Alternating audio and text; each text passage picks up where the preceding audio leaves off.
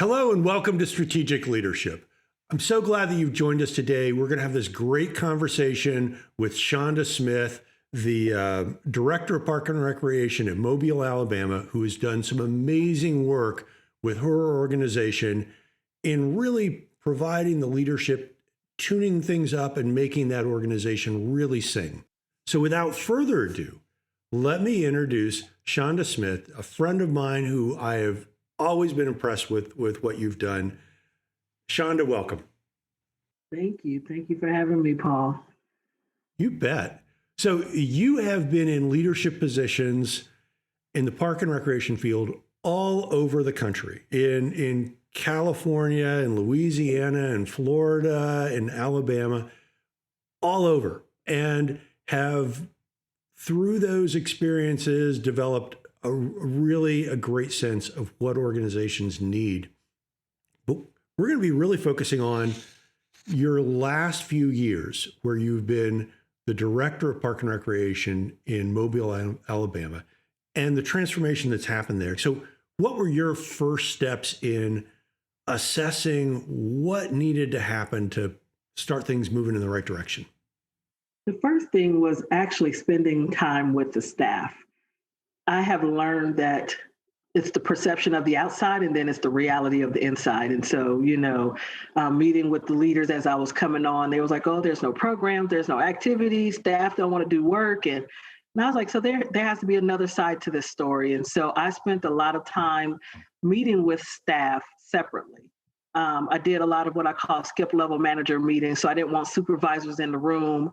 I was new, so there was nothing that they could really be concerned about telling me because everyone want to tell the new boss, all of their problems and all of the things that they think should happen. And so I really monopolized on that and spent a lot of time just meeting with staff one-on-one in small groups and saying, what do we do? What should we be doing better?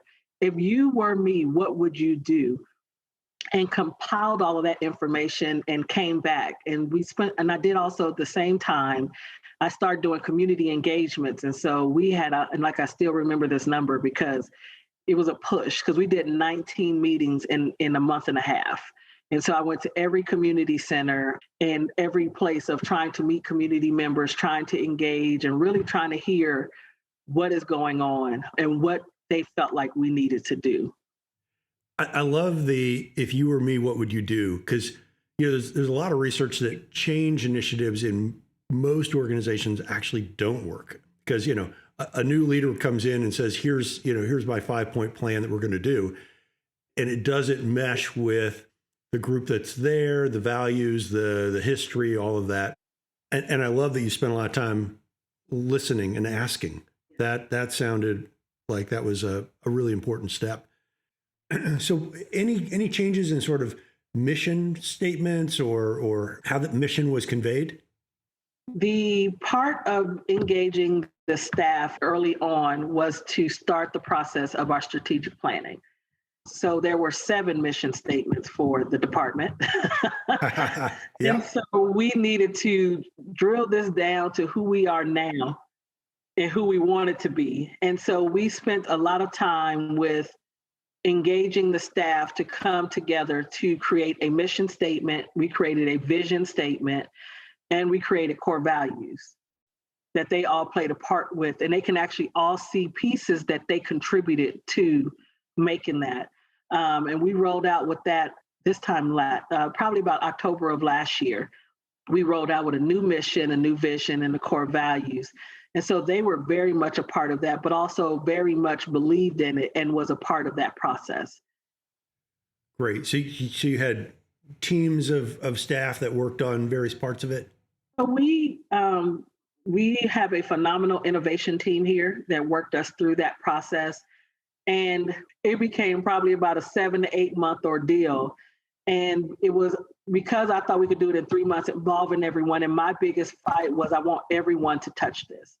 And so even as we were taking the information that we collected in the internal meeting and the external meetings, we had to theme that and synthesize that information. And I wanted staff to be there to see the process that is being put forth to actually make sure that their words are seen and implemented.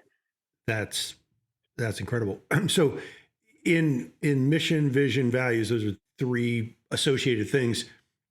Was one of them harder than the other? The mission.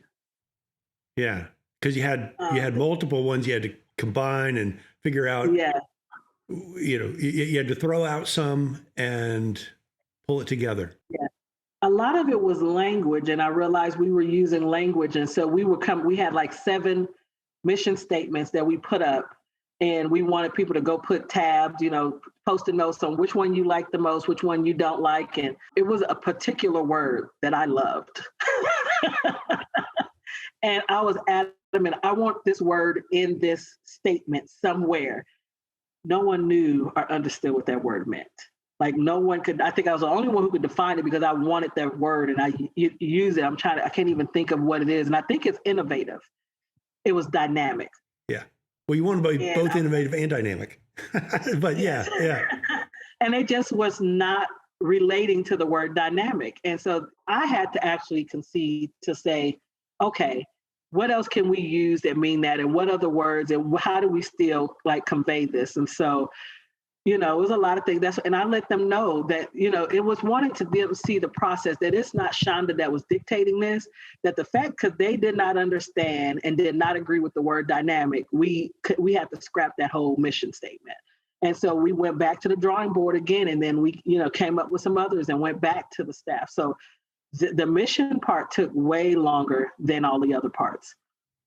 It's one of the toughest things out there, particularly, when you have an agency like your agency, like our agency, where you do 1,000,001 different things. It'd be so much easier, if you were doing one thing and one thing only. You could write such a clear, concise mission statement about it. But when you do 1,000,000 things in the community, it's very hard. Yes, it's a lot of work, but we made it. So another kind of related story to that is the fleece jackets. Tell me about that, because I think all these things sort of stitched together to bringing this group along and improving the morale, and then that improves performance. Yes, definitely. So we didn't have uniforms at all. I remember when I first was getting ready to take this position, one of my requests was to take me out on a ride along. I want to see everything and, show me what I'm getting ready to walk into.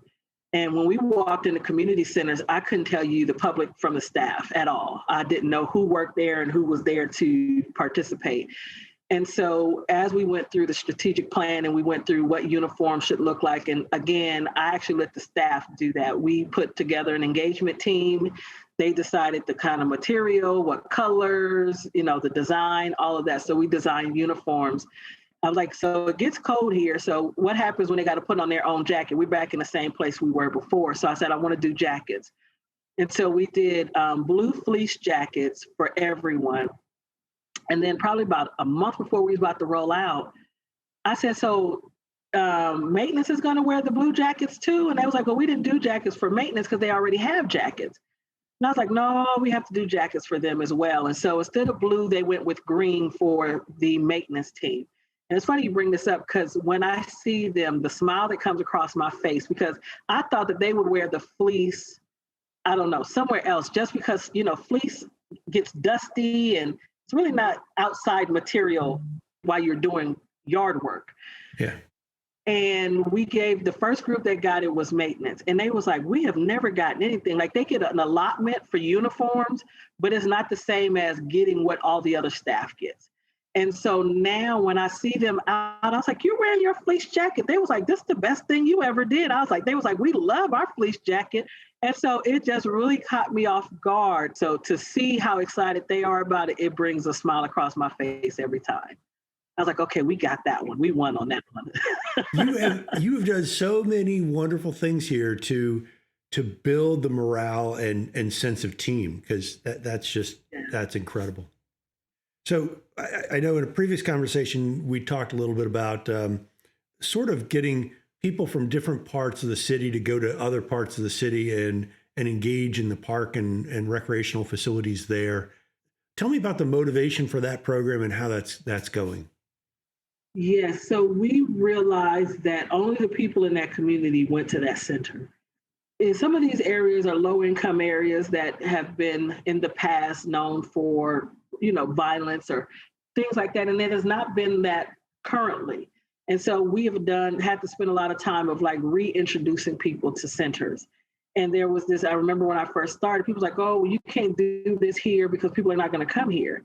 And I was like, no, they eventually come. So it's either they're going to want to participate or they just don't come. And so we had one center that we would do everything at because they didn't feel like people would come to these other centers. And so we have intentionally put programming in areas to get people to be drawn to that area. So for this month, for Black History Month, we did a movie series, and we're doing 4 movies, one movie every Friday with a panel. And we are doing it in a Trinity Gardens area, low income, known to be some areas that you got to be mindful of going in that area. But it's a beautiful park, and everyone that comes over there is like, I did not know this was here. This is beautiful. Like I wouldn't have ever known. We have a beautiful amphitheater out there that has sound system, that has lights, and people are just like jaw dropped as they come over there. And they was like, I have to see more of what's going on in the community centers. And so what I have realized, just even being from our former location in New Orleans, if you have good programming, people are going to come. So what you've described is just amazing, because we went from talking about how to build your agency up. Now you're going outside your agency and you're changing your community.